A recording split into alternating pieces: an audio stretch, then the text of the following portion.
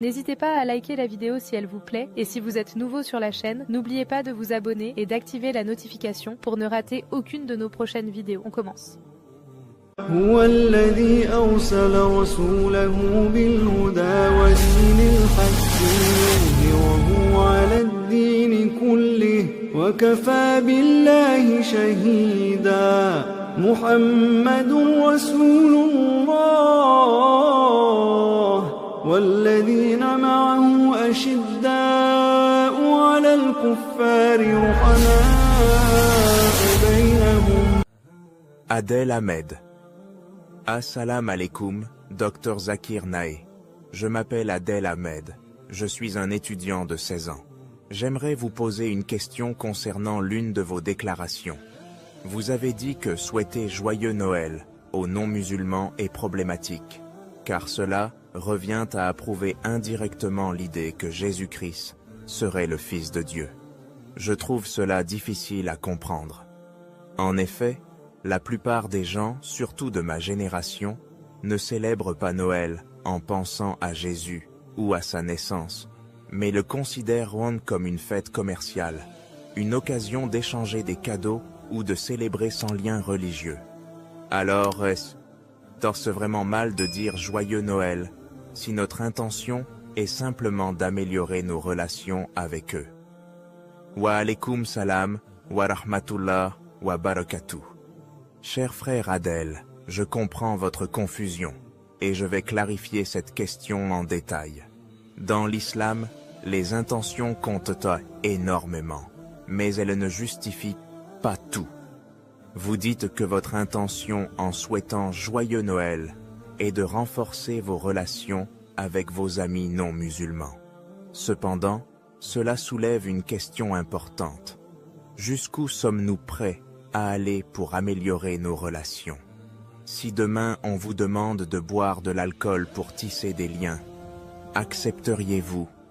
Si on vous demandait de manger du porc ou d'assister à des actes d'adoration en contradiction avec l'islam, diriez-vous oui sous prétexte de renforcer vos relations?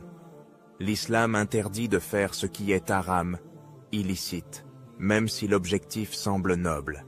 Allah nous a ordonné de suivre ses commandements et de ne pas transgresser les limites qu'il a fixées. Mais, Dr Naik, je ne comprends toujours pas en quoi souhaiter joyeux Noël est problématique. Je ne célèbre pas Noël moi-même, mais cela ne pourrait-il pas être vu comme un simple geste de politesse? Je comprends votre question, mais laissez-moi vous expliquer pourquoi c'est problématique. Noël est une fête associée à la croyance que Jésus, que la paix soit sur lui, est le Fils engendré de Dieu. Que vos amis non musulmans soient pratiquants ou non, cette fête est profondément ancrée dans cette croyance.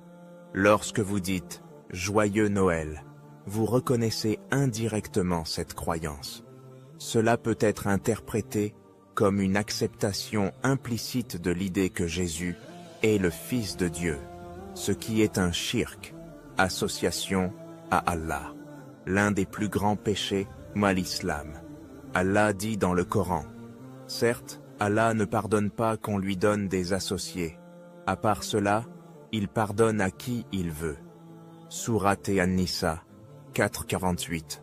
Mais, Dr Naik, que dire des jeunes qui considèrent Noël comme une fête commerciale et non religieuse? Même si pour certains, Noël semble être une fête commerciale, cela ne change pas son essence. Elle reste associée à la naissance de Jésus-Christ et à la croyance en sa divinité. Si vous posez la question à vos amis chrétiens, pourquoi ne pas célébrer Noël un autre jour, disons le 10 octobre? Ils refuseront, car pour eux, Noël est indissociable de la naissance de Jésus. Donc, en participant à cette célébration, même indirectement, vous reconnaissez quelque chose qui est en opposition avec les enseignements de l'islam. Cela ne veut pas dire que nous ne devons pas être gentils ou respectueux envers nos voisins et amis non musulmans. Nous devons établir de bonnes relations avec eux, mais sans compromettre nos principes. Que suggérez-vous alors comme alternative? L'alternative est de leur présenter un point de vue islamique avec bienveillance. À l'approche de Noël, vous pouvez engager la conversation en leur demandant « Pourquoi célébrez-vous Noël? Qui est Jésus selon vous ?» C'est une opportunité parfaite pour leur faire découvrir la véritable identité de Jésus. Que la paix soit sur lui dans l'islam. Expliquez-leur qu'il est l'un des plus grands prophètes, mais qu'il n'est ni le Fils de Dieu, ni divin.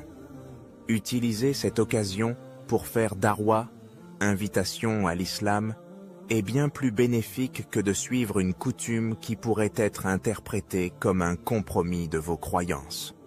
Mais si je fais une erreur par ignorance, est-ce que cela sera pardonné? Oui, si une personne y agit par ignorance, Allah est pardonneur et miséricordieux.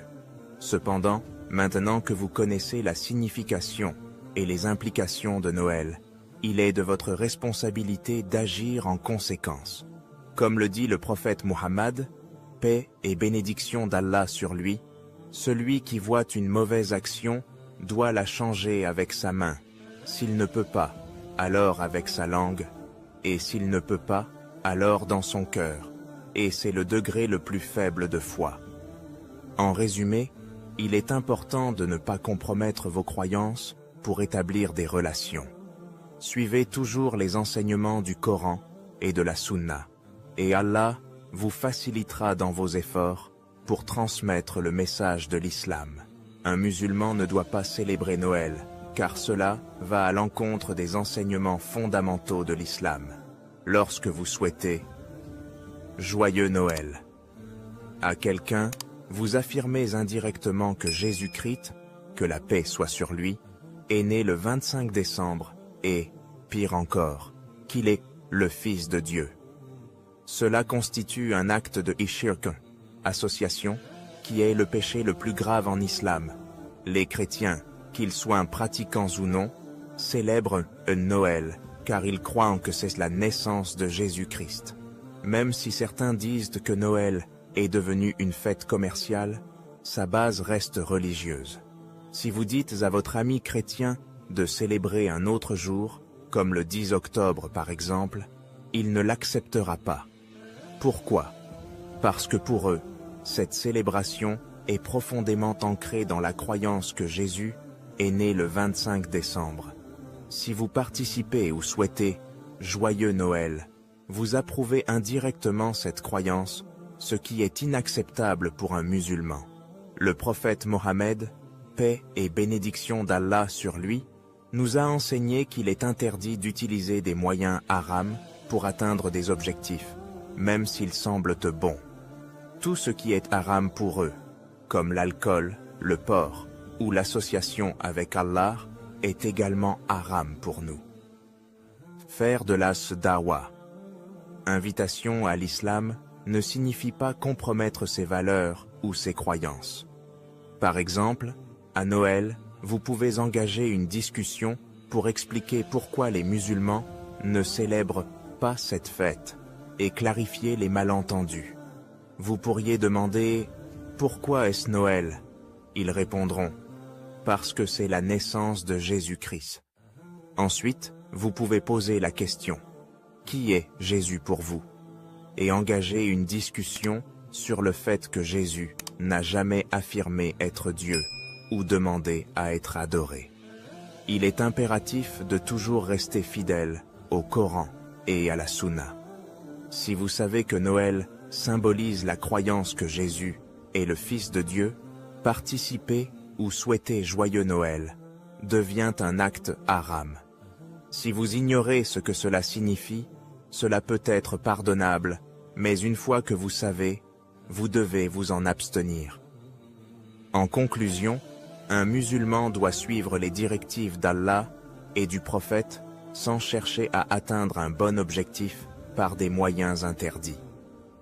إن أكرمكم عند الله أتقاكم إن الله عليم خبير يعجب الزراع ليغيظ بهم الكفار وعد الله الذين آمنوا الصالحات منهم مغفرة وأجرا